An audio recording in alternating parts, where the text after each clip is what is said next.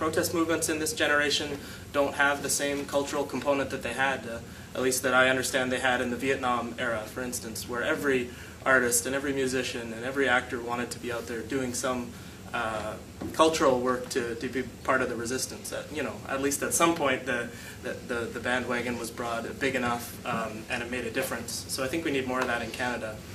So this was excellent. Thinking about the portrayal of David Kelly in his final moments and why he did what he did, I was reminded of the role that he played, which I didn't really understand, in being a real mouthpiece for the war in the years leading up to it, or the months.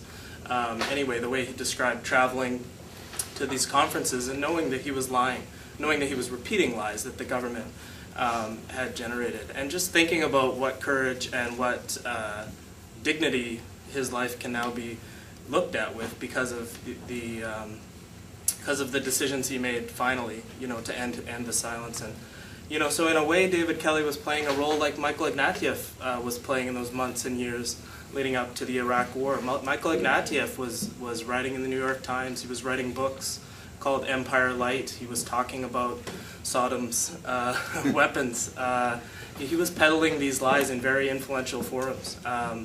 And Ignatieff's decision was to write a self-serving apology 3 years later, once the war was already proven a disaster, because he wanted to go back and be the king of Canada. So we should I just contrast the character there.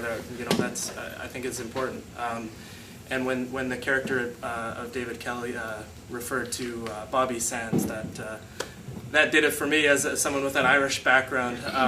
To invoke the memory of someone who dozens of people that died. A couple dozen people, I think, died in the Irish hunger strikes in the early 80s. Was very powerful.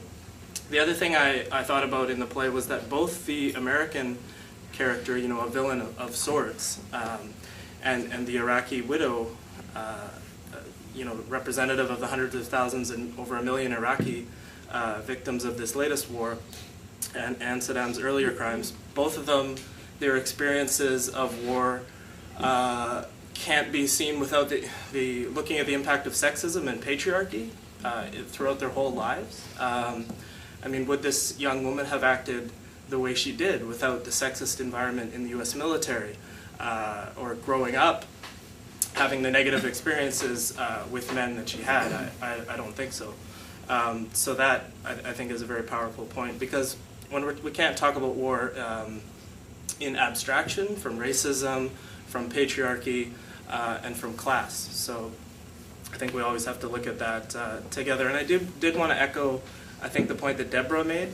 The term itself, humanitarian intervention, was an invention by intellectuals in the 1990s. People like Kirchner, the French man who founded Médecins Sans Frontières, and now that NGO wants nothing to do with Kirchner, because Kirchner is a bagman, and now he's the foreign minister, but he's been a bagman for French imperialism in Africa, Haiti, and other parts of the world for many years now.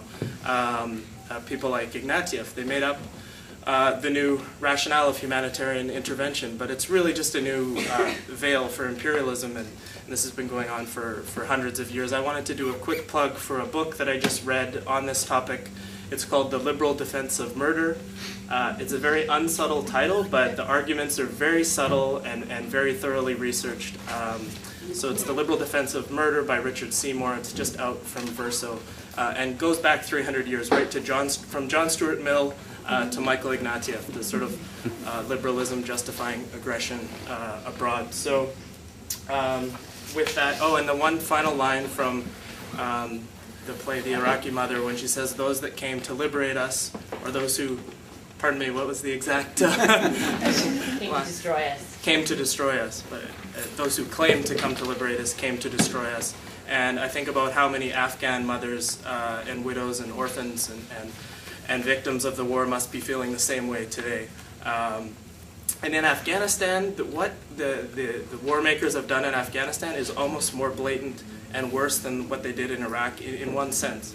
That is, they took out a vicious regime of the Taliban, just like Saddam was removed. But in Iraq, they brought in lackeys, people with no base, fraud artists like Chalabi, and this. But in Afghanistan, they went back and brought in known war criminals, people that everybody in the country knows have blood on their hands, and said, okay, here you go, here are the new guys. So it's just so blatant, you know, and we don't know about that, all of that in Canada. So Judith Thompson has a follow-up play to work on that can look at Afghanistan. But yeah, just thanks again for putting this whole event on.